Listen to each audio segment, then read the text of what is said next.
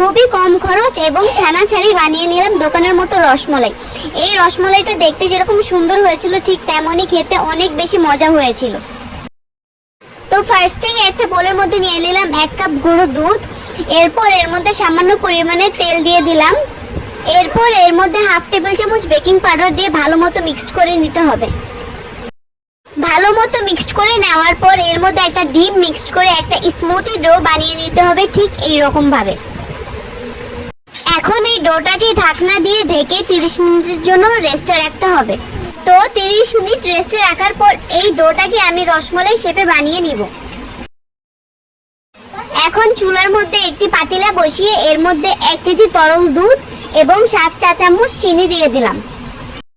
এরপর এর মধ্যে 1 চিমটি লবণ দিয়ে ভালো মতো নেড়ে নিতে হবে।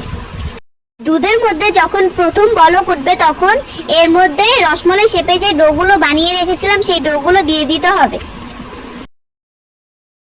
রসমালাইয়ের সবগুলো ডো দিয়ে দেওয়া হয়ে গেলে এই পাতিলাটাকে ঢাকনা দিয়ে ঢেকে দিতে হবে এবং তারপরের বলক ওঠা আগ পর্যন্ত অপেক্ষা করতে হবে। তো আবারও বলক উঠে গেলে ঢাকনাটাকে খুলে দিতে হবে। খুলে দিয়ে বলকটাকে নামিয়ে আবারও ঢাকনা দিয়ে ঢেকে দিতে হবে। এরকম করে 5-6 বার বলক উঠাতে হবে।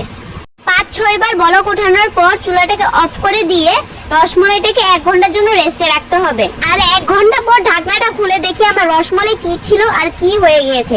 এক একটা রসমালাই রস খেয়ে ফুলে ডাবল হয়ে গিয়েছিল।